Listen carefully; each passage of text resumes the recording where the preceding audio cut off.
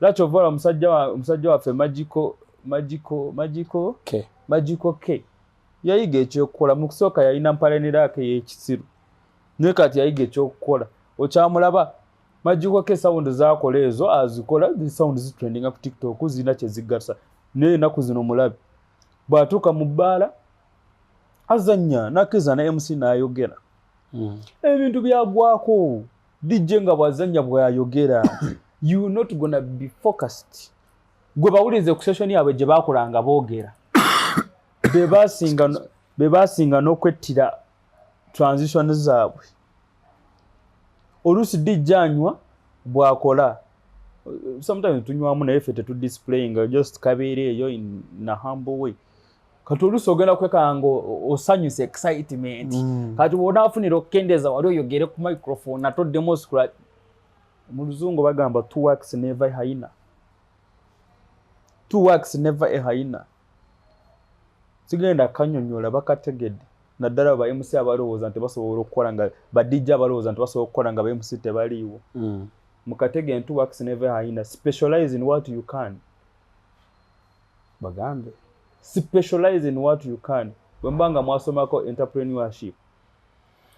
there is what we call specialization. So if you can specialize in DJing, please do that.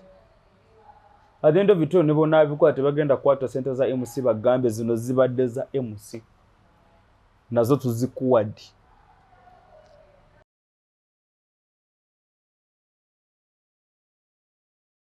Kale tukwaniriza ku Brown Skin Events YouTube channel erinya MC The Raw tubera na mpola ku Brown Skin aba sharinga aba commenting n'aba yongera ku subscribing ate mujjango okwo twongere kujjukiza nti kwana ku Brown Skin Events YouTube channel bwe mukutu gwokka ino okujjako tulange wamu lwakinedda leta business yo leta akalango kwate mpola tujja batukola kasavu kanyama. Last interview nabagamba emyezi 7 kuno guba gwa 8 Maya antuddemu abantu ne bagamba kusaaga na si kusaaga banange omwaka goddoka misinde events nyingi nnyo naye sirinze concert today tula ku Vegas chill out era olaba setup ndalamu nnyo area gye tulimu eno oba totuukangayo I just request you please come over bojja ku Vegas chill out yambuka ko waggulu mu bisolo bya birungi nnyo rooms zaabwe nnungi nnyo ojja n'okuba pate nga wetaaga okwebakamu jangu webakemuko oba oyagala ka sauna jangu bagenda batugamba mpola naye sirinze concert dine twin MC era gana tubulya lwaki ye twin MC is there another twin and why in all names they chose to choose twin welcome on set sabo yogereko n'abantu abo tutandikirawo mpola mwina abatulaba manya n'eddoboozi wampita twin MC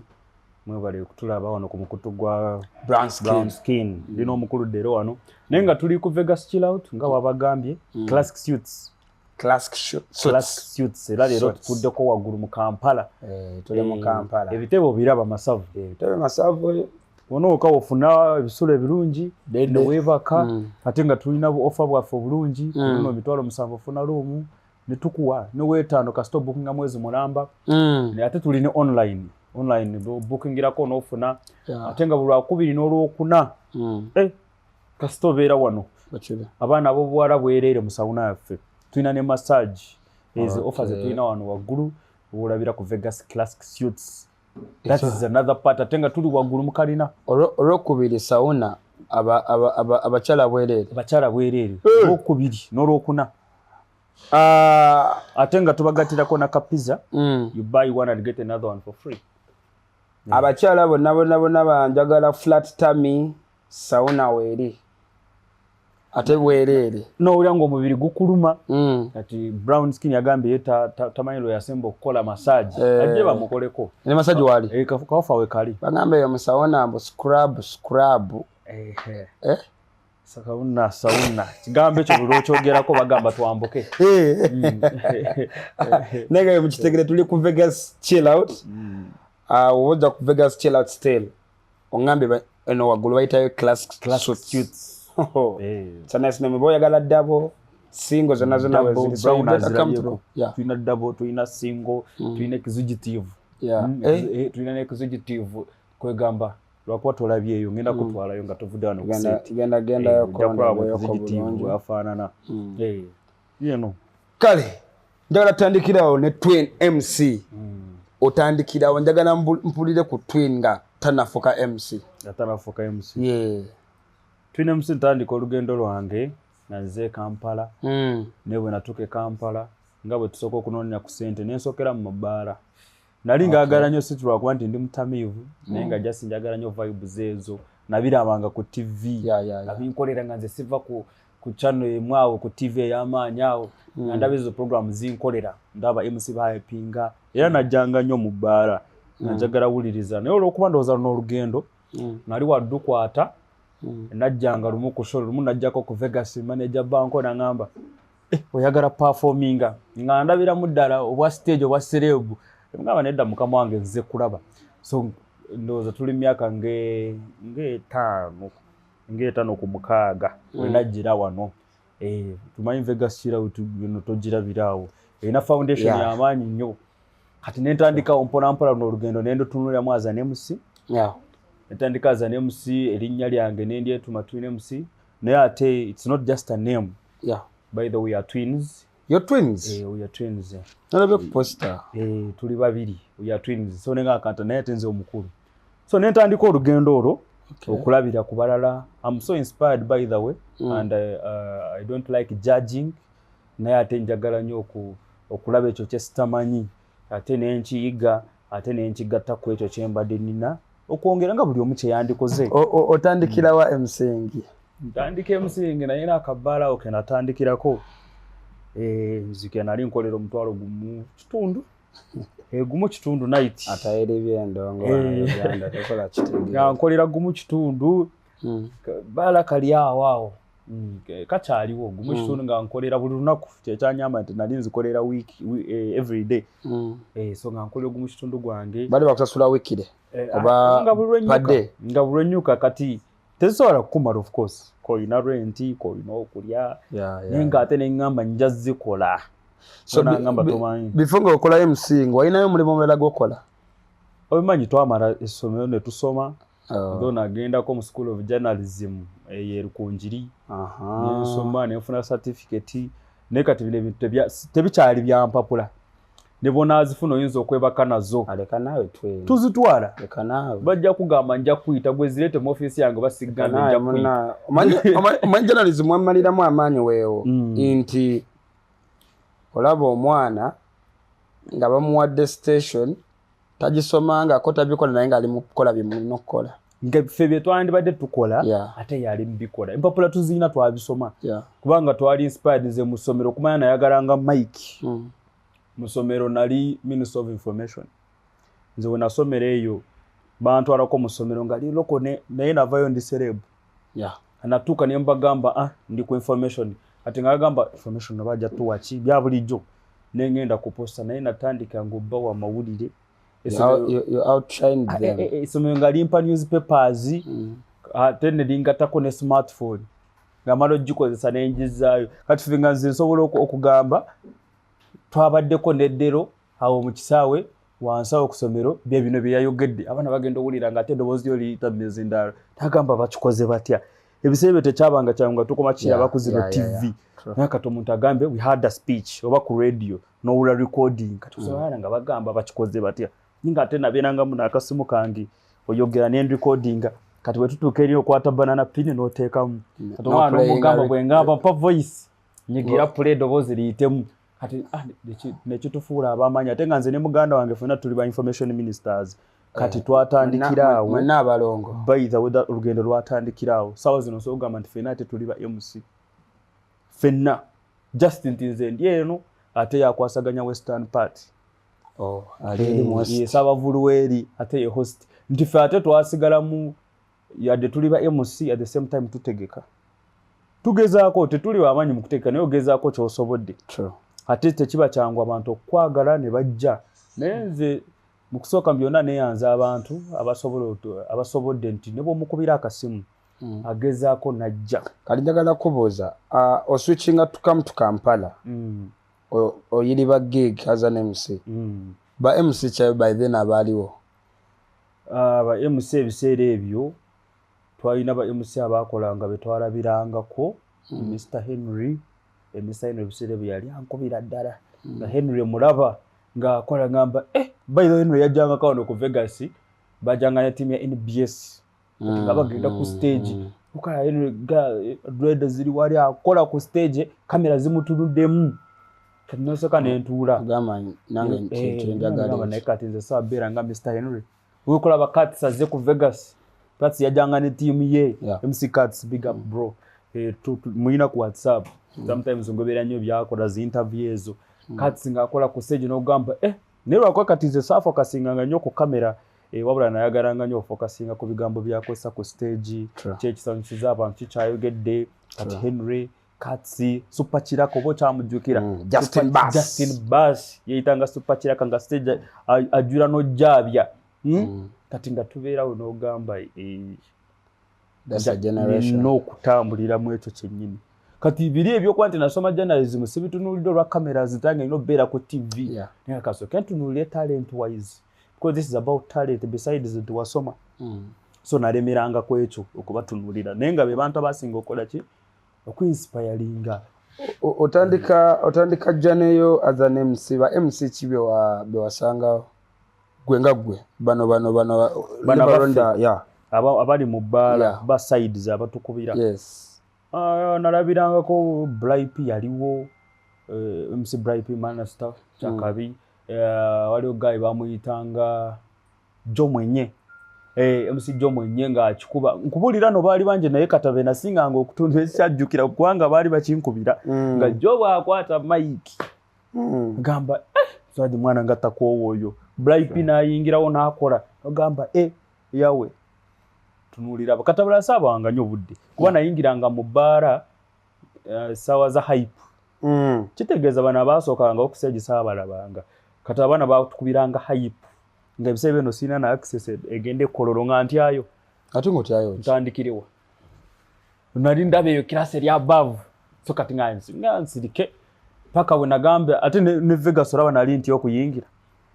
ogero tuka ku mulyango security eri bweti ngamba abasajja ngenda bayitawa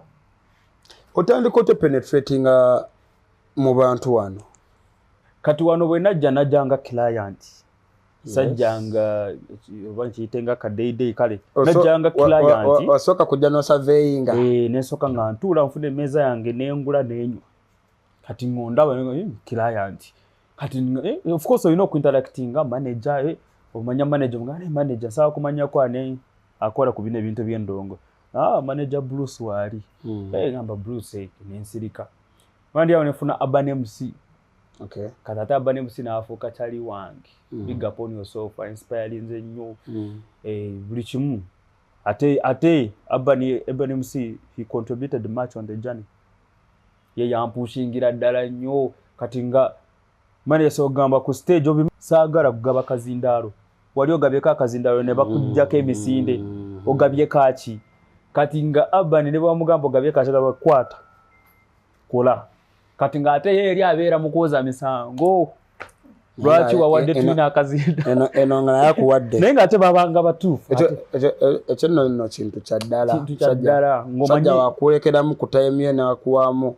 kwe ebibuuzo byaddamu biba bingi oyani ogwo ogenda okuva ku stage ogenda okuba omusajja awoza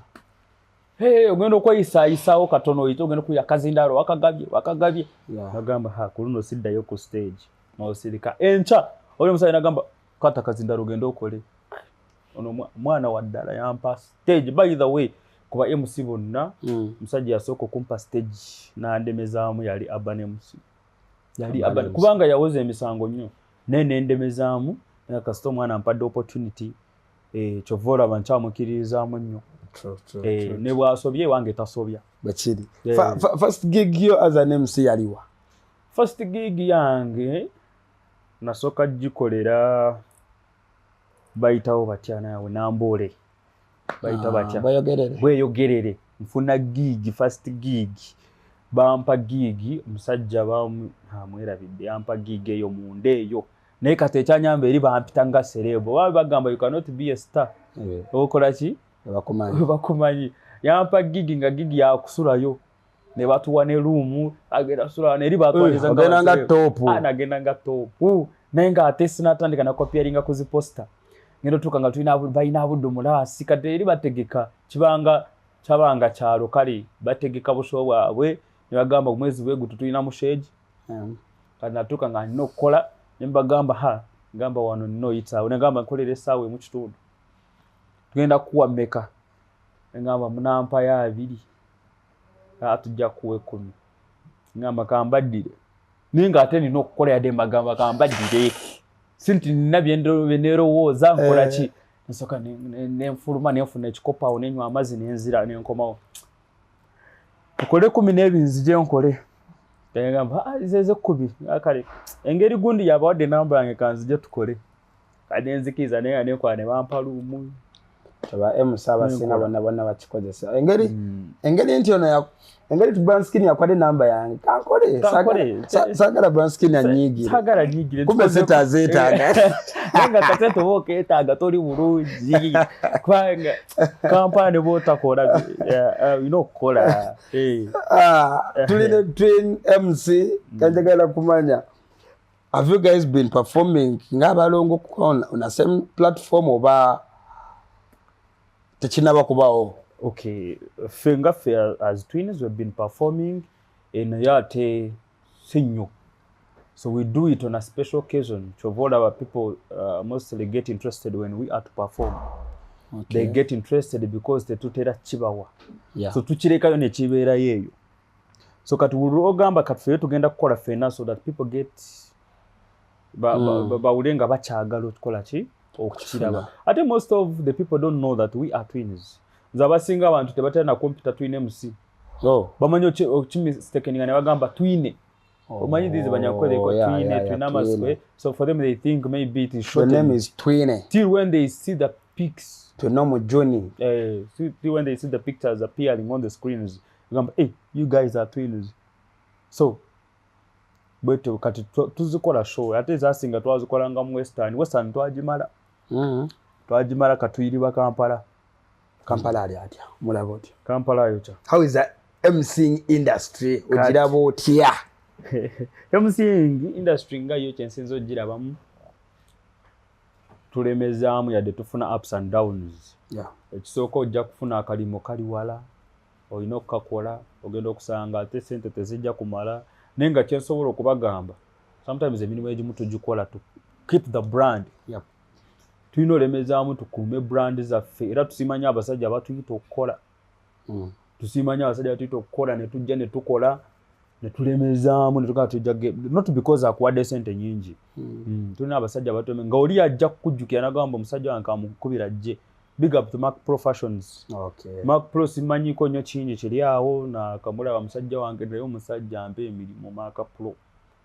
Top host Mark Pro. Big up on yourself omumanyi. Mark Pro Fashions. Mark Pro Fashions zato stakoma kubwa host sajja Palaso. Sajja yagala nnyo Palaso banaye tosaako yanze siva ku setting nga sigambye ngamba DJ soko mpoli imba lwa Palaso. Mark Pro chakabi. Mbali njagala kubuuza industry ne yaba MC ba MC ki venyo kiji wali otuseemu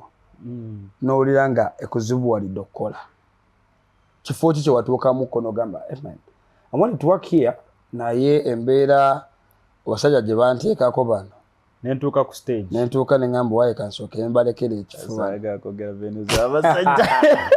ne waliwo ebbaala ebu kale nabo tutugabe ebbaala sigenda kwogera linnya naye waliwo ekifo ekimu ebyo nagenda okukola kati nga tukola naye ate wali twabanga bangi ba MC bangi ba DJ bangi sometimes wesanga buli DJ ina MC gwagenda okukola naye kati fewe twagendanga ku stage ne tukola omanyi tuli bantu tukirize tuli bantu so ate abantu tusobya so ate muntu bw'ovaayo ne ngamba addero seto jukubye bubi ate munango yakugambya abamuno ne kati fetwa wale bare munagenda ne nkola ndi ku stage ni mukogera ngendo kula mai era waliwo DJ omu eyanyi DJ omu sigenda mwogera linnya Nero mumba ndi ku set bangamba gendo za nyene ono kati nga yimusori avuddeyo yali andoza yali agenda malayo kati ntandiko zanya DJ yasituka nava ku laptop ye bulungi teyankona kangambe nti byokola sibye byo nagenda bugenze eri controller najja kwa mic tandiko okugana ngindo gamba mic ngate chayogera ngendo okulaba avaya akomawo chanyiza ali awo DJ muwanvu tama tatana kwambala fit naye bo manyi twine MC DJ mutera mu comment section wamma kwa twine aganya omwogera asokerako ne leta tugenda dyogera dimalayo manya nyuguta ziringa 3 erinya lye kandi kuwandikire wano simu yange eriyo aje wandike wani leta ndi kuwandikire ojja mutegeera jagala yankola ekintu ne sawa zakakati ngamba kansirike jagala tukolera abantu enyuguta ze sina nyingi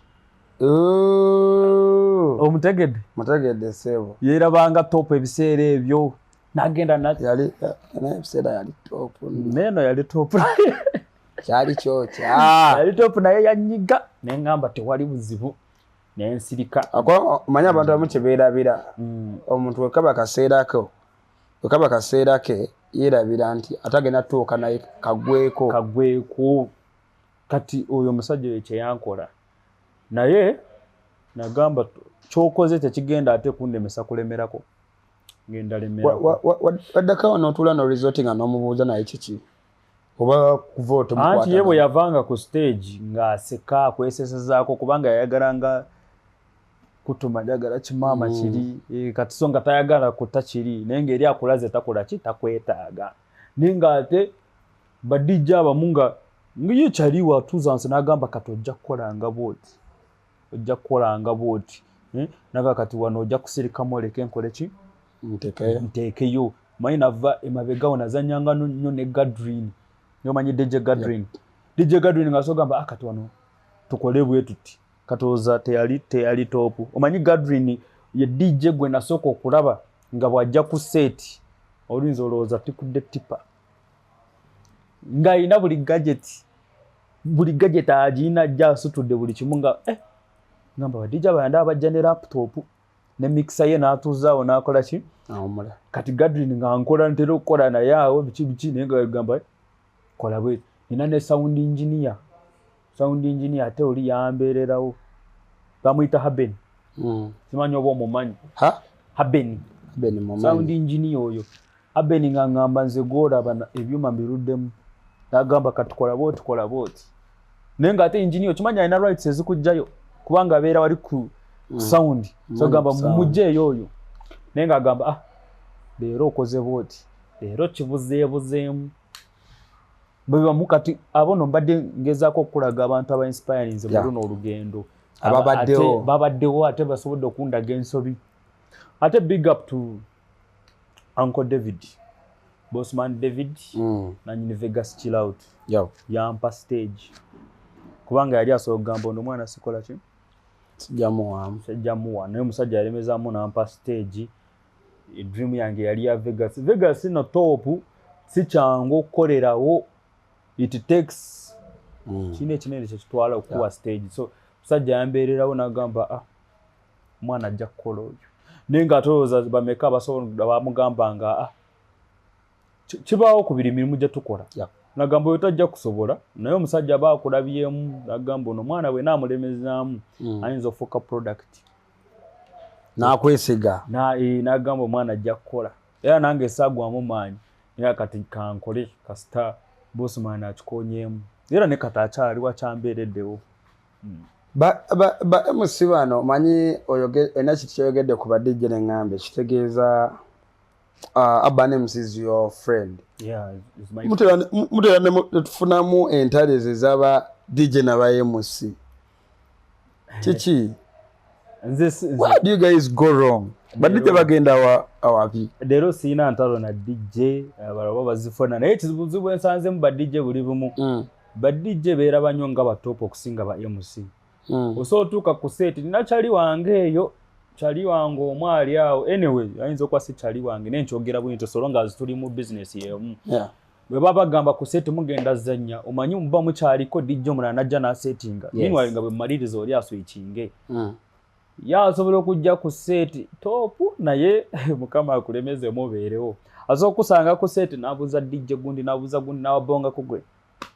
nakubuusa amaaso naye kana akantu okutukadde ero nenkubongako it takes nothing ningamba oli fit it takes nothing sikujjeko 10 tonzijeko 10 naye ate saagala onvimbise tewali agenda okukira abantu buuza just naye nombuuka ate bro oyinza obutambuuza wano naye ate wansi nenfuna vali kati edo vitodo olaba ebivulu byetutegeka ne badijje bategeka true that ne DJ bwategeka era stira yagala abantu ate ayagala abana hyping omukolo gwe fena tukirize tuyina emigaso fena tugattako mu ndonge buli omu ayina kyasingako munne kyasinga munne ekitegeera naye n'abantu bayiga ennaku zino omanyi DJ abazanya omanyi balina akantu ke bakola sikaagala ate kantu kabi nnyo nze simawo bakakola ku nze nenkalaba bakakola kuba MC bakyali bange kaliwa DJ abazanya kati MC n'ayogera jukira wano ng'akola transitions wano ayagateekamu oluyimba olulala kati MC n'oyogera olusi oba totunulayo kyakola naye owuliriza ffe tukosa nnyo amatu kati oba onaayogera musoto ogamba lindako kanteekeyo kati abantu bali mu kusoma reaction za DJ kyali mu kukola ali mu scratching ano yogera olwedde ne boss ne bawali asobola okukisoma nti MC ali mu kugira DJ bro mugambe mwano ngenda teekayo oba kibajjako kibwe musooka kwebriefing nogamba nenze nzanya yange njagala bwengira bwengi MC naye mutoka ne mwogera nnyo kituufu twogera kubanga tuli boogezi mutoka ne mwogera nnyo okusinga endongo twogera kwagwe mulimu naye tekituufu tukola ki kati ate ba DJ banjawulo waliwo DJ azanya ye bw'aba ku set bw'akola kano ng'ate wakwagalira okole ki oba omuyita oluyimba olulala kati bw'amala okakola n'oyogera n'ateeka ate ogenda okola abantu basituse kati ate waliyo omulala ye nga bw'ascratchinga tayagala oyogera ajja kuyingiza mu ki oluyimba bw'amala odduyingiza oyogere ebintu ebyo tubyawule so it means at times ba MC DJ gwe bakuwadde olina okumanya system ye ne bwoba nga tosobodde kwogera naye aze nga guest soka weeweyo obudde bwa ddakiika nga like 30 minutes tekirina kyekikujjako mu 30 minutes soko hypingirawo makati awo ng'ennyimba we ziri kati osooka olabe enkuba ye oba enzanya ye eri etya kijja kuwa kyali kijja kulaga nti either bw'ascratchinga ayagala oyogere either ayagala oyogerere eno yakola ebibye kubanga twagala nnyo command tucommandinge audience olabe ng'ogiyina but how are you going to command nga tosose cooperatinga ne DJ manyimwe ba MC mwabeera ali maaso ga DJ mwabavimba DJ ali eno kyokka DJ yakuba ebinyuma okusinga naye nemwagala mwefuge sho twagala okungamba fa abavimba feka mwagala ovimba mmwe ba MC kati combination enungi eya MC ne DJ bonna ogirabira wagolooza enungi audience ate ngamba ku stage nga so audience ogirabirawo si bino byawusese naye gwe combination enungi ogirabirawo nze nganze ntera ogirabira wano wali otuuseko ku seeti nga DJ azanya ne MC oba okyali awo ogenda okola nga DJ avuddeyo ne mu box amujoyininze buuza lwaki abavuddeyo olowooza avuddeyo kweraga oluusi ono byakoze bemunyumidde ne bavayo ne bakola ka uniformity ku stage because the combination oluusi eba ematchinze dembogamba MC tankoledde asobola n'okigamba manager yenna abadde awo oba host amuyise so namugana gamba naye tebinkoledde nolaba omusajja agize ate abantu banje oluusi oli asobola n'ozanya n'akusirikirira after set n'agamba temumukomyawo oba nze bwe muteekayo mu mpa omulala naye tekibi jjukira naawe watandikira ozanya eyo endongo yadde eri expensive naawe watandikira ng'oyagala stage at least agamba nze mutayimi yange mumpemu emusa omulala oyo mumuteeke walala kati tewayi kintu kinyiiza ku seeti kino buli MC sisuubira nti akyagala ng'obadde ozanya ku stage okyali ku seeti otandise MC nagamba soko giro bampamu bro wasoseyo dda wazanye dda lwaki oyagala nsooke mubakuweemu because olabye bakoze eki bakutte fire olaba batandise okusituka oba gundi host kati ba MC mbadde nsaba mulekera okukkiriza ba host bakozesa ensobi oba ba manager babakozesa nnyo ensobi ate ne tubanyiigira oba omulala n'akunyiigira host oba manager agenda tukangenda okulaba MC obbo wa stage oba obudde bwafutadde obadde si bubwo kati bw'alaba kiganye n'akugamba genda okwate microphone dero ogenda kuva eri ongambe twini mpa mic naye bro nja gikwate nkunyiigire tuko ngambe nti manager agambe ogirompa lwaki oyagala erinnya lyo ate twewalane bino si byakwewalana talent wise to promoting talent zaffe ng'ovudde ku by'essente jangu ngambe manager agambye so kompemu nkubemu ebisigadde kambi mali ne manager yalina ensonga lwaki akusindise neno genda oli omuggyeko microphone hali waliwo n'abagamba manager agambye mpemu naye ne manager tamugambye ate waliwo ne bamanager batagala banyiigira bangi kati nze kati ate kibi kuba tetuyiga onoonya basita okimanyi basita bagwayo okimanyi basita osobola obbazanyisa ku bbaala yo bonna ne bagwayo abantu ne bagetinga used ate basita bangi b'otunuulira muno n'ogamba bangi ba Trizi ba Magic Touch ba MC ani bonna n'obatunuulira ba Urban naye ogenda otunuulira mu wiiki nga bonna obazanyisiza baweddeyo one week naye ate n'endongo giraba at the end of it all we are grooming new generation. True. We are grooming new generation. That's very right. A new generation batera nnyo naddala MC banange mbayigayiridde bulobo oyina ebbaala w'okolera ng'ekuwa stage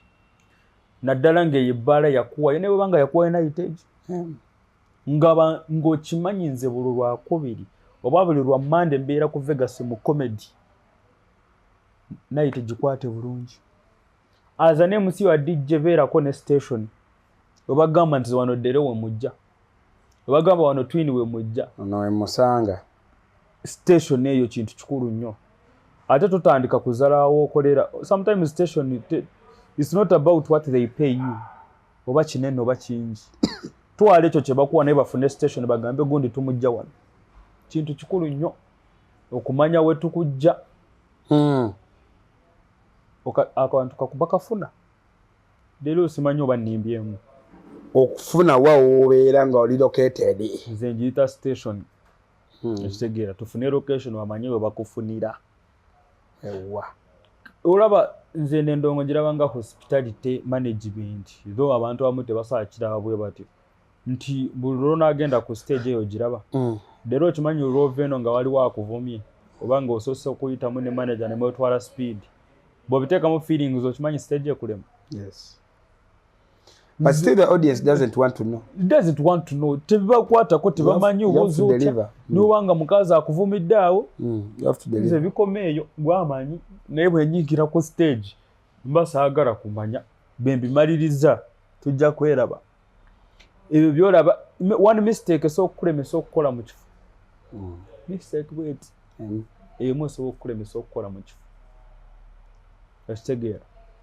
ate sife basita ennyo ate tetunaaba bakubeera basita lumu kyali wange yangamba agamba nangamba bro toli star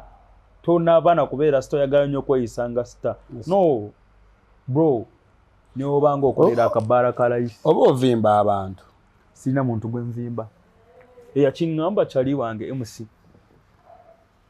ekitegeera naye buli lwotafuna complaint tegeeza tolina kyoba tolina kyoli naye buli batandika okucomplaininga kolega bro ngolaba oli atandise manya nange natandise okufuukayo ku kasonga kayita akasonga oli kagirabe ng'ensonga gwe nga gwe naye oba leero gondabira ku 8 nze nja kusoka neerabire ku 5 naye muli mu kwemotivatinga nja kwerabira ku 10 awo ate sijja kwessa level awo nja kulemerao ngambe nti wano wendi ndi ku mulamwa kyovola njagala nnyo okutuula n'entono yadde era ayogedde kaliwala era akoze atya tumanya ekyo MC simanyi tebaba kirina abasinga baagala abamu babeeramu kupima nze ntunuulira nnyo mu bifo byentera okusangamu leero ntuula nentumya drink yange oba kaminati maid oba kasoda mwenge sitera gunywa nnyo naye ate mba mpuliriza ddera akoze atya ye lwaki bali mukiyalinga kiki ekyenjawulo ekyo kyakoze ate sigenda kunooma ngambe bwati bwagira nange nina okugatta omanyi eno combination yaffe ba MC eringa chai ng'otaddemu sukaali bw'omala oteekamu sukaali you have to stir otabule at the end of it otabudde mata ku mata otabudde mata na sukaali ne biwooma bali si baŋŋanda mata na sukaali naye osobodde obbagata ate ne bavaamu kyoyagala ne bavaamu ekiwooma kati abanesi eno bayakuwadde sawundi ya ETO Creed Boy n'ayingirawo n'akubira Arsenal muwanike emikono lwaki agikubye olowooza nawe olina okutuuka ku stage ku set ku Vegas nawe kyolina okuyimba si bwe kiri kati tunuulira yakikubidde mu budde ki aba Arsenal yabayise yabadde time ki era kikyabadde mu audience kati bw'omala obimanya ebyo byonna n'obigatta n'ogamba kati bwe ngatta Arsenal ejo wakiyimbe tekitegeeza ndi mu kukopa omanyi abasinga balina akagambo oyo version ya Dero akopa Dero ne most of the times ababijajinga no bafelo ba MC bannaffe ba DJ bannaffe tosobola kusanga client ngagamba oli akopa good nze simusanga nga nayo niyo oli lwaki ayaganya okugamba oli akopa gundi kubanga ya feeling okopa ye ne bro ne bona akopa gundi n'ogatta you cannot be a true version of him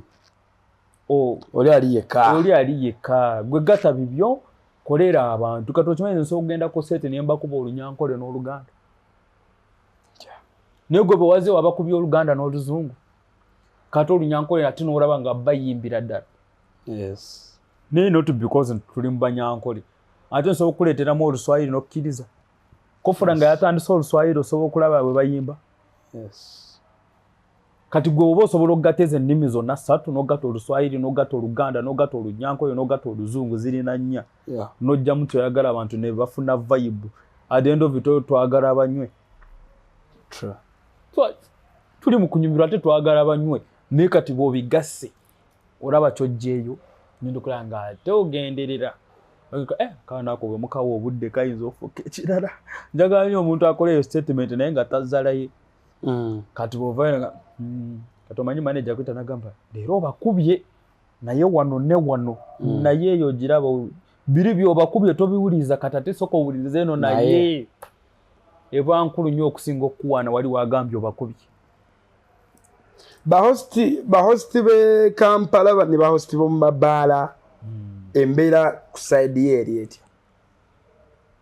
ku mbeera y'abahosti towards me batugamba abahosti bakozesa abantu baabwe bamanyi once you go somewhere nga tomanyi hosti it will be so hard for you to reach a certain level ng'akuyise already amaze okuyita okole nyaba takuyise I will give you an example njagala kolako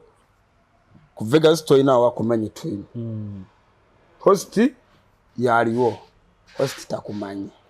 kati dero buli ogenda ku mulimu osooka kukola kyoba oyagala besides ene ndongo bw'ogenda okukola omulimu okola ki oba oyagala omulimu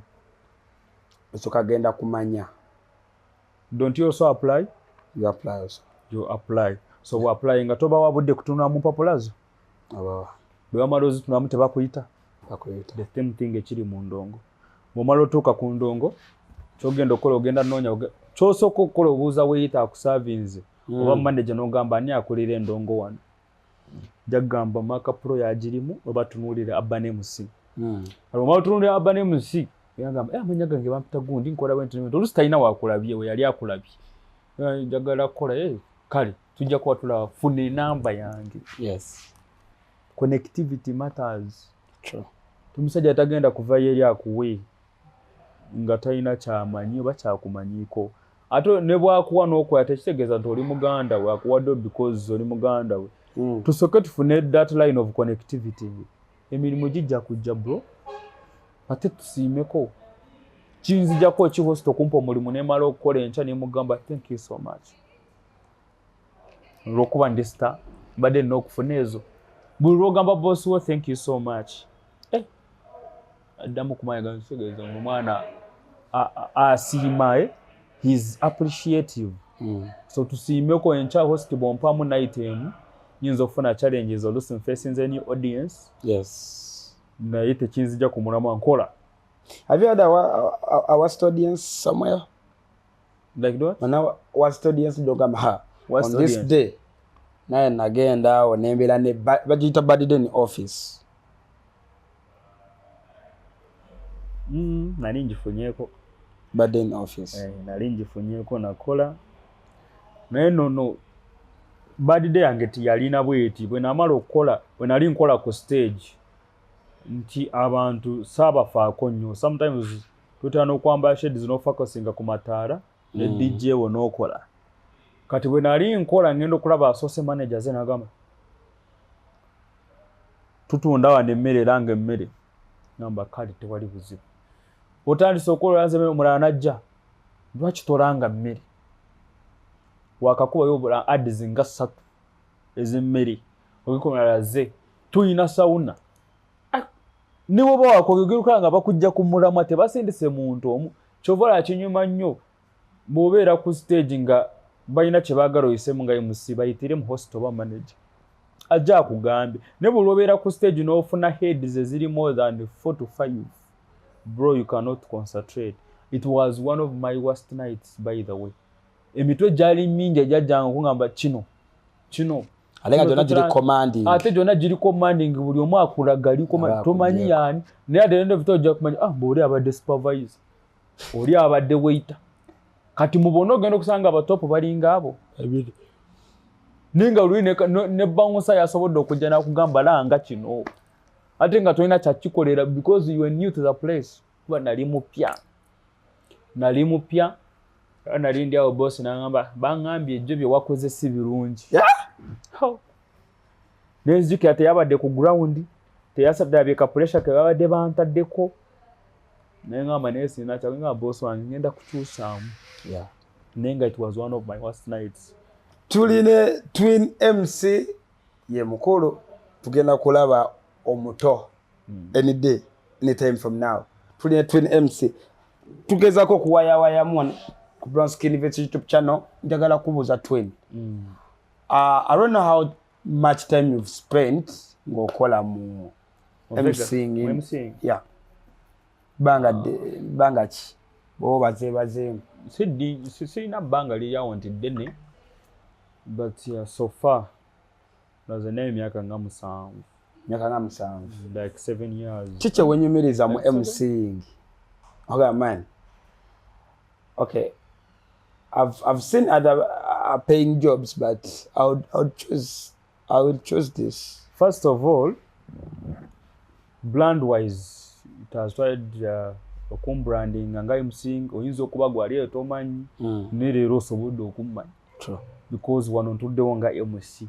Now watanamanya wano nga sebya media ojja kumanya kubanga yonna gy'oli nzijja ate nzijja. Bakiri. Nzijja oyinza okuba tokisuubira oba tulooza sijja kujja naye nzijja nga MC because nkyalemeddewo like I'm still focused, you know. Ekirala as an MC nkyenyumirizaamu nti it has tried to extend me to the audience. Nti abantu basobodde okumanya ate bakkiransi abo boolaba abo abatuwagira mu bbaala bantu babitiibwa nnyo.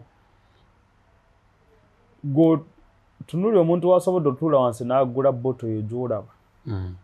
Kitegeeza wonna waakola asobola okugyawo sente zikomawo n'enkya buli lwakomawo. Big up to my boss. Nina boss wangu omunene bamuyita Bossman Brian. Big boss. Akolera we Busega. Otuuka we Busega ku mukono gwa ddyo bw'oba ogendayo. Waliwo awali Sinotrack ezinnyingi ezo excavators. Musajja Bossman Brian double chu. Wa excavators ezo ne Sinotrack z'olaba eyo Busega. Okulaba nga muteeka ku status. Kati omulaba omusajja yansanga ku mulimu yali aze kunyumirwa ka comedy. Ayagala nnyo comedy. Manyi comedy oyo agoba stress. Yes. Ayagala nnyo okujja kalabe ka comedy yansanga ku stage n'agamba bamuyita Bossman Brian. Kati ngezaako okulaga ki tulina class of people we meet nga bali ewabweyo tebakisuubira. Yeah. Kyongamba ddere wamwe tebagamba ngagamba mutawani wa Gundo yakola mabaara oyo yayonooneka ali eyo Kampala ali mu mabaara. Era kyo kyengendo kugamba yambo muyayo yo yaye badde mu biragalalagala kati tunuya setasize labe ecupa ze yataddeyo. People don't know this is about life enjoyment. You're chopping your money. Abantu bolaba besobola balina sente zaabwe abagagga baffe bolaba. Take an example of women these days have started enjoying their money, by the way. Take an example of Happy Brands. Omumanyi omukyala we bayita Happy Brands. Boss lady ali mu cosmetology mukyala wa mayi mukyala awomerwa nnyo kabberiya nga bw'ogamba nze kaminda fruit kankole. Do you know how much is a beleya? So if you don't have that money, do you think you can buy it? Bw'oba osobodde okunywemu enkya n'ogiddamu kitegeeza weesobola. So stop judging people nga ffe abakola mu bbaala batujajinga nnyo. Ba MC ne ba DJ batujajinga bayaaye. Okitegeera naye ng'ate kwebyo byonna asobodde okulaga nti have money to extend to abantu abamaanyi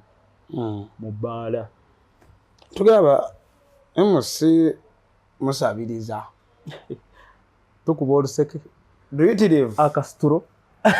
mukuba akasituro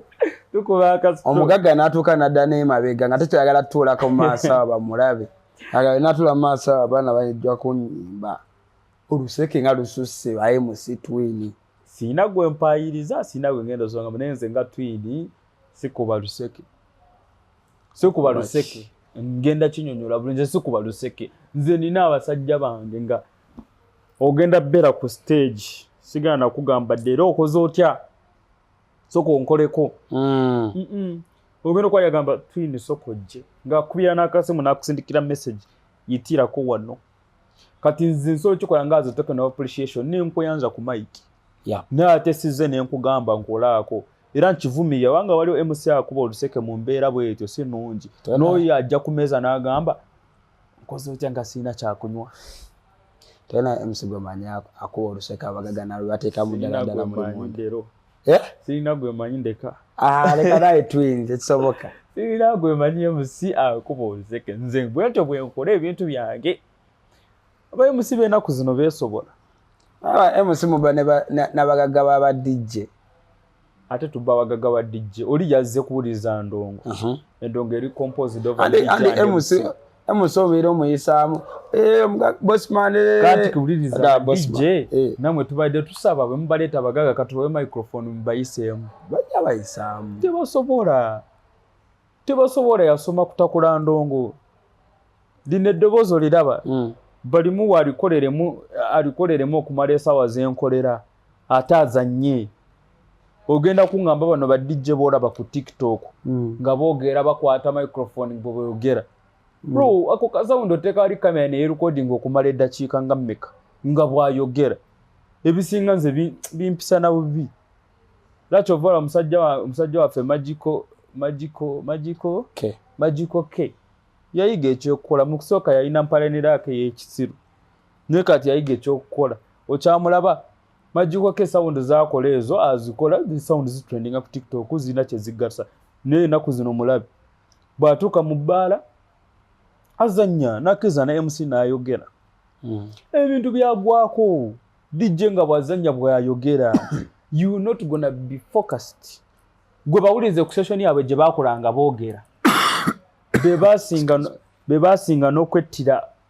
transition zaabwe oluusi DJ anywa bw'akola sometimes tunywamu naye ffe tetudisplayinga just kabeera eyo in a humble way kati oluusi ogenda kwekanga osanyusa excitement kati bw'onaafunira okukendeeza wali oyogere ku microphone atoddemu osikula mu luzungu bagamba two works never a hyena sigenda kanyonyola bakategedde naddala ba MC abalowooza nti basobola okukola nga ba DJ abalowooza nti basobola okukola nga ba MC tebaliiwo mukatege two works never a hyena specialize in what you can bagambe specialize in what you can bwembanga mwasomako entrepreneurship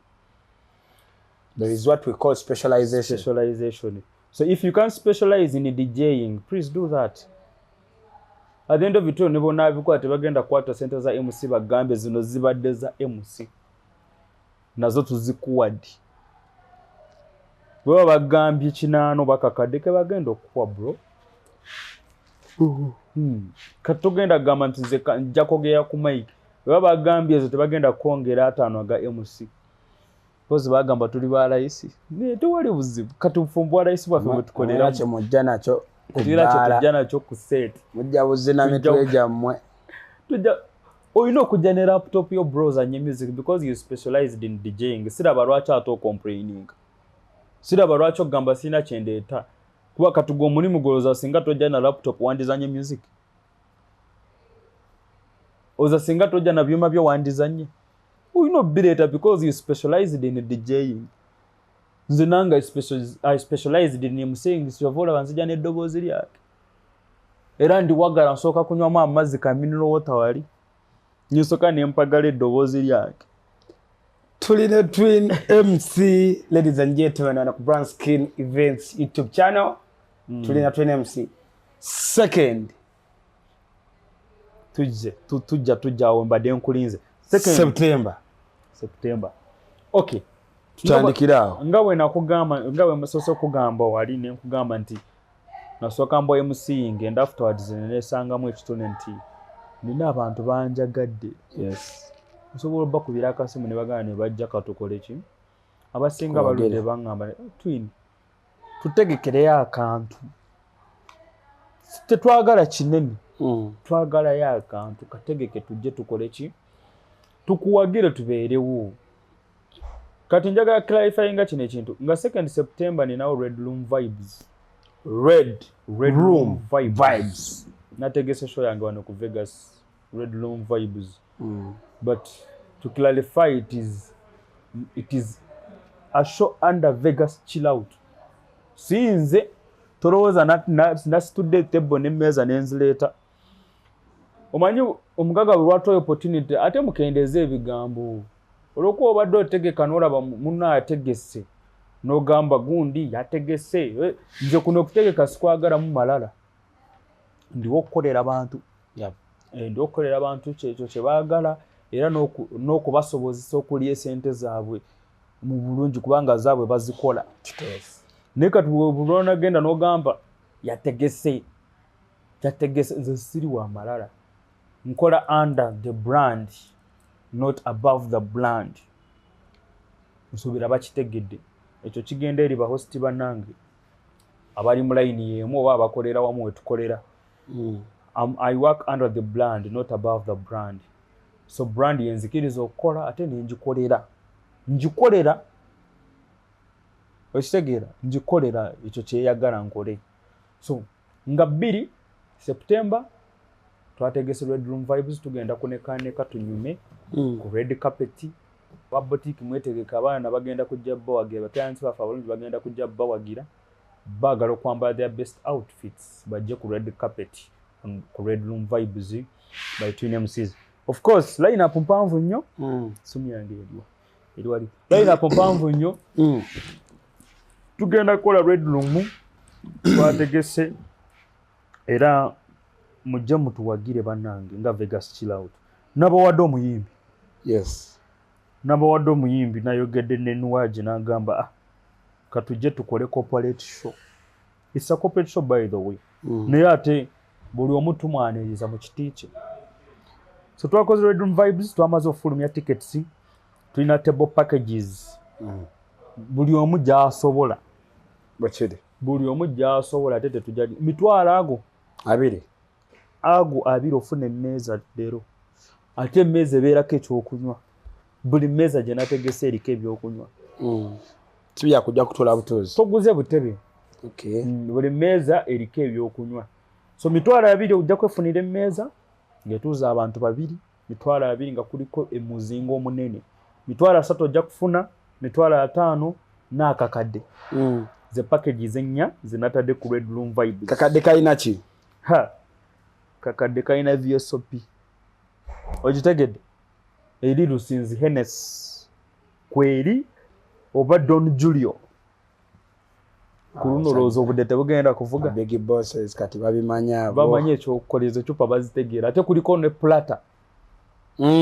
sooka kulya banange nga tonnanywa kayiseewo buli obeera mu bbala ogenze kweyagala buli ojjukira okufulumya sente za bboto jjukira n'obulamu bwo bumatalenga n'abasawo bakyogera soka olye ennaku zino kino twakitereeza buli bbaala erina restaurant tusooke tulye kino kiyamba ggwe soka olye bw'oba kino kidondo giyo kituuleko ng'omaze okulya akamereko kakutuddemu bulungi gw'olabe ogenda kudda ewaka ng'oli booti bw'atalidde ng'ongamba nkufunira luumu ku Vegas Chilawuto nga weebaka waaw ojja kugenda tojja kufuna gatuuka ewaka kati line-up nako bakabejja kwe bali Manas Times Bryp DJ Gadrin kwali LX Galaxy FM kwali tuina Alan Matata kwali Abane MC of course kwali umanya abana Abane MC ne MC Bryp ba MC abo barabyemo ekyenjawulo mu nkola yaabwe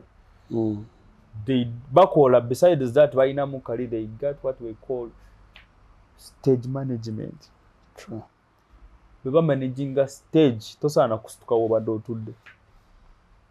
MC Blyp ne Urban MC kati mujje mufune ticket nawe olina gy'oli nga gwe tolina budde bunoonya ticket nze wendo gikuleetera wooli kankuleetere ticket ordinary guli mutwalo gumu wa ordinary tombanja byakunywa sasula mutwalo kunywa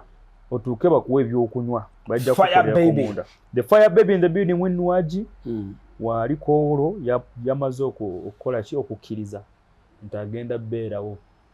leero ofunayo emmeeza Brown Skin Events ofuna emmeeza yabwe mutuule bakiri koolo olwokusatu naye kamba wambe otutwale batwale mujje mweyagale why not ate nze nyongera okujjukiza ba MC ne ba DJ maize njagala kwekombininga one love tetulina kwewadana tugezeeko okwewagira leero bw'otegeka lwaki sijja nze bw'otegeka nange nojja banja leka twewagire abayimbi bakakitandikawo ekyo ekintu beewagira osegeera kati naffe tugezeeko okukola ki okwewagira twebeererewo ba sponsors bange number 1 Vegas Chillout of course Vegas Chillout of course weri so ken mfuna wano ba sponsor bange Double Q Sino Track ebusoga Mr. Brian Lisa Foundation abo bayamba abaana abato mu ghetto nyo abatayina mwasirize bwekyo bakyogera okay Royce Beauty World Love Mercy Royce Beauty World naye mwali sente yazitaddemu of course Jeloz Cafe ne sente bataddemu nnyo baguze emmeeza yaabwe weeri ate balina offers nyingi bola abo balina pizza you buy one and get another one for free lwakubiri n'olwokuna balina Burger Friday bulwokutaano bali awo kibago okimanyi kijuice kyabwe kibakirya kisheke kyabwe mwongera out ne Jeloz Cafe Pula Road webasangibwa ladies and gentlemen nga 2 omwezi ogujja guno gwenyini September twetutandika kasita tuva mu guno gwe tulimu September nga 2 tuli ku Vegas Chillout Red Room Vibes and of course kuliko red carpet so wokimanyi osobola okwambala bulungi nyo yambala teekako akantu konna koyina jangu emmeeza atandikira ku mitwalo 25 kakadde nga weefunira emmeeza ordinary gujjaba omutwalo gumu and of course fire baby Winwaji agenda kuba ajja abakyala bajje tebo weziri ate abakyala balekerawo twetega bakisussaamu bamanyi okugamba bayimusi ne badde gye tuli benzi nenda mumulekerawo twetega babalimba nabo balekerawo twetega ba MC olukola andi mukola muti mutulira audience chana ate MC mwezira mwana kutonoolera twini eba hype aba yagadde kyekola like abafunye vibe agala kimu bibiri nga gwena laba kutonera kana chana kino kintegedde nakyatege ogenda okuyita omusajja wo ajja ayingiremu wano oluyimba olulala ajja atekeyo seeti Ng'odda buzi ku mmeeza eri waayi wabadde ntunuuliraho ngamba nga neetwalayo nedda mukwano osindika waitress ate nno bano abaana ab'obuwala bananyi katwewe kilaasi leero ojja kulooza ku mwana w'omuntu akusiba olubuto manyi baakafuula kazanyi nze tebananunsiba naye basajja bo nga bo lwabakutte bakubuulya ku nnaku ye ate no ekyewuunyisa bamala gagamba kimu bibiri nalufunye njagala ddujjamu manyi kyekitegeeza wabadde oyagala ddufuna tebakulimba ennaku zino tewali mwana wa buwala afuna olubuto nga tabadde takimanyi manyi stage eyo balimba kwamba oyo abaana b'obuwala ezo stage z'olaba tuziteekawo buteesi tukeera ku makya ne tuzisimba enkya ne tuziggyako ne tuziteeka awalala obuzibu bwammwe mukola jogojo ate lwamala bagamba nti olubuto lulo n'ogaana oba ogaana ki kyogamba ye abadde agenze okundaba nga ndaba ndi capable beera taata olwedde ndi taata bw'oba toli capable lwaki ogenda mu mizanyo gy'otaasobola nze wetaba mazina ga nkima nga tolina mukira nze bwe nayagala ofuuka taata nafuuka nina omwana olekale oyinza obba nga oyagala n'okugattako abalala oli nali njagala so kale mba sinakugambako ti njagala omulala gwe lwaki weekako okufuna kale obuzibu obulala bwe bujjira bagamba nti ali lubuto awo n'olyoka okubagana guno omulembe tewali mukazi afuna lubuto nga talwagala eyo stage gy'olaba gy'olowooza bro ofunye stage eyo sookugwako emirimu ne gigaana nja kulaba bona anoonya sita omulala azijjukiza biswanka muze nali kubamu bukubizi saamanya ye bannange bagamba oba oyagala okufuna ebirungi soka abakazi soka ofune capacity esobola omulabirira soka ofune capacity ate bw'ojja ku stage n'onfuuwa 10 mukwano ne tufuuka bakyali n'otandika okunfuuwa tutandika kugamba nti ate olina byonkoledde olw'okuba onfuuye soka oleke amanyi bafuuwa ne babaza n'ebbali eyo tebakuleeteranko kirabo ogenda okusumulira ebbokisi ng'erimu engatto olw'okuba yategedde oyagala nnyo engatto oba akuleeteddemu outfit olw'okuba ebadde birthday yo bwe mumala okuyomba n'agamba oyo namugulira engatto ku birthday egwe ekitonde ekikazi okiraba bulabi tweninga obonyeebonya ati nkuwa example nze siraku ku example ne story zetuwulira mu bakyali baffe experience gye mpulira ekitegeera so bw'oba owadde brown skin oba owadde ddero ng'ali ku stage muwe n'omutima gwo muwe ku low feet tolemezaamu abadde asobola ogigula ne bwaba agisondedde 1,000 at the end of it all agiguze naye ate tutandika kumulangira ate omusanze mu layini ey'endongo bwe yatandika ogikola nagakanyingira endongo yali inspired by other people not you kuba gwe tewali DJ gweoli mukazi bukazi ate namwe tubawo ekitiibwa muwanga muli babbosi baffe omwana ono nga 2 September tuli ku Vegas chill out twena abantu basuubire ki ate abakazi temugaana okujja nze mbadde nsaagamu abantu basuubire entertainment nga 2 September entertainment y'amaanyi tugenda omanyi waliwo ekirabo abagenda osinga okwambala obulungi tugenda gaba ebirabo dabo webiri byonna ebirabo webiriko yagenda osinga onyumira ku red carpet mujeyenga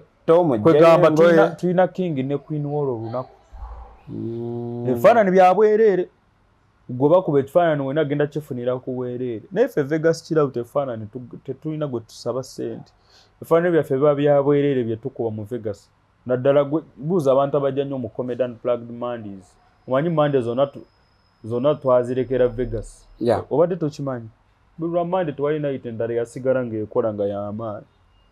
kati bagenda kunyiiga bagenda mu comment section bawandiike naye Monday ekyasinze ku Vegas chill out Comedy Unplugged tubeerako n'abacomedians bonna b'omanyi ab'amaanyi ate abalina waaka gwe bategeera ate okumanya amaanyi twateekawo ne offer tubongerayo omuyimbi comedy ezo z'olaba lwa Monday twazirekera Vegas Chill Out era buli mande gwokubira sumaga vibe eriwa Vegas Chill Out okujjako ng'oli ayagala kutwala mu kafunda naye nga ze night gye twasigaza buli lwa mandi ate goyinza okubalooza nze nkugamba katugwe ku mande jangu kuwadde invitation neyanzanya sebo togenda kusasula yesebo jangu kuyingize ku mande ojja kulaba ekigendo ekiri awo ku mande comedy tuseka busesi stress tumuleka omanyi ojja ng'onyiza ogenda okuddayo ogamba bansuule wano kyova atwagala katuteekewo rooms kituufu ate room nnungi nnyo tozirabye nnyo nkuweemu obeeko gw'okubira nnyingi nnyo ndowooza tujja kujjano ne baby mama oli mufumbo ndi mufumbo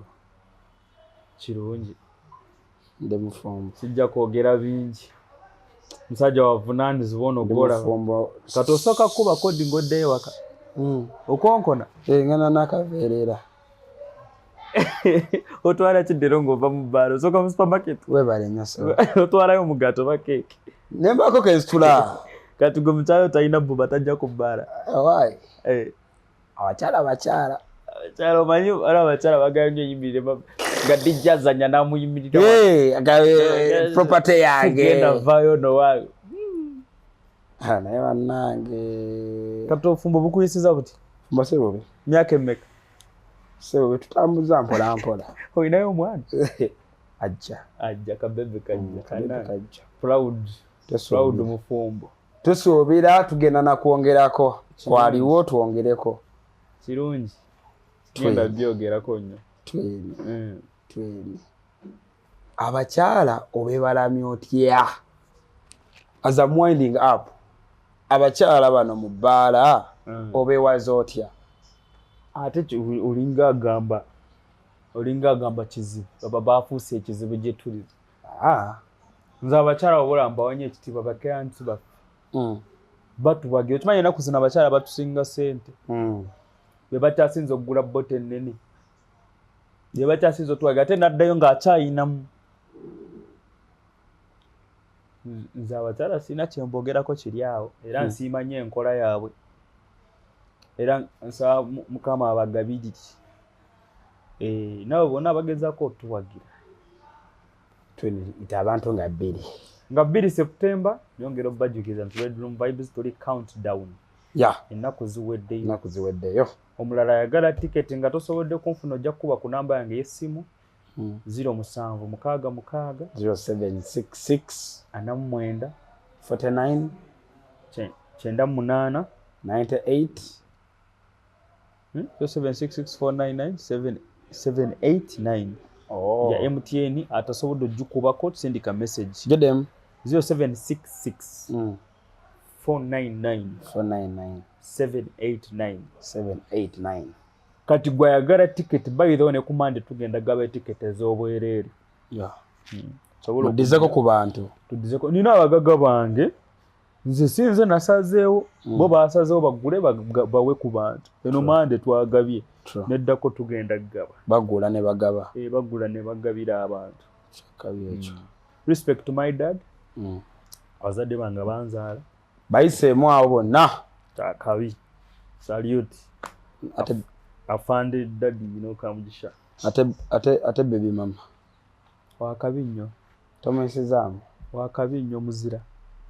muzira yanzalira ekyana ekiwala nze ndi daddy Brianna yanzalira omwana ow'obuwala n'agamba kanzalire twin tomanyi ayinza okuba yanzalira mu mbejja princess agenda kukulemberako ku ggwanga naffe twakulaba tugamba tujja kukulembera nga 2 September Bedroom Vibes Vegas Chill Out wetugenda kuba nga tujja balwa kusatu so come through gula ticket yo kuyingira kujja mutwalo gokka taba mitwalo 2 kuleka ya 5 ne yakakadde and of course on the package of all DJs and MCs kuliko Winnie Nwaji all away from Swangs Avenue agenda kuba wali akube party kupata and of course official host that very day ajja kuba mwana mulenzi twin MC and of course Tarieka with another twin so come through olabe the other twin olabe kuba balaba ku poster balabira ddala ngoyinza gamba oba muntu omu yeweese nange nali shocked ningamba omuntu asa muntu omu but they are twins, so you better come through on the 2nd of September. Omwezi gujja bagwa katandika salary yakwa tufunye salary akoze government enaku salary into circulation enaku zino bafuna nga 28 ate babongedde omusaala babongedde sojanga government itedemba nonyeko babongedde omusaala abo inayo civil servant mwekwateko kati bagenda kufuna omusaala nga 28 28 tubukinga emmeeza nga 2 ku Vegas yabba kusindikirako nga bamaze okumpagira bwekirisoke wange ladies and gentlemen tetugenda kusookawo nnyo wano naye ebisulo gere ku bisulo bino today ku accommodation classic suits. If you want to stay for a full month and you book olunaku tugenda kwa tukwera ku mitwalo etaano kati naawe ali eyo nga togenda kusula weze ennaku zenjogedde naawe twakugyeko ku mitwalo 17 tujja kuwa ate on top of that packages ezibeerako ogenda kukirya wansi ogenda mu sauna massage ate buli show enabeera ku Vegas Chill Out ojja kujja attendinga ku bwereere free of charge oba kuliko muyimbi ki oba tuleesaani oba tuleese mu Nigeria show ejja kuba ya bwereere chakabe nnyo ddala tulina n'emmere totumya wabweru restaurant weri wano wifi weri njirabyewo wifi eri free oyingira ne code si byakusooka kuba ku reception atwaziteeka nawo ku kisenge okumanya ffe tugaba bugabi DS weri emipiira giddamu katugenda tutandika mupiira ku mupiira bamanyi banyiga Arsenal baseke classic suits Vegas classic suits Bonto bona bwaddala nnyo bannange. Ladies and gentlemen, you better come through. Bw'oba oyineewo nga tosobodde kuddayo waka jja ku Vegas Chill Out. Accommodations zaabwe nnungi nnyo, sauna weeri, bano banjagala kusala ku masavu, kusala kutuuyanamu, sauna weeri. Bakyala babwereere buli lwakubiri n'olwokuna. So abakyala bonna mwenna baagala flat tummy ate njagala kusooka skin yange glowing biki Vegas Chill Out sauna. Ate besides that nyongera obajukiza nti tulina MC aside nkola airport pick up. Ate nkutwala drops and pickups. Okay. So kwegamba oba olina jjane emisana nkola seebaka nnyo sinabagaggawala bakiri emisana nkola kutwalako oyagala okugenda twin MC airport pick up ekolera ddala. Okay. Big up to boss, my boss Mr. David Shekanabo. Sajja wakabi. And of course the whole management and staff Vegas Chill Out, big up on yourself. Bonna tetugenda kusooka wano naye nga 2 September tule ku Vegas Chill Out winning Waji and of course supporting Twin MC. Peace and love, Brown Skin Events YouTube channel, kama abakuume.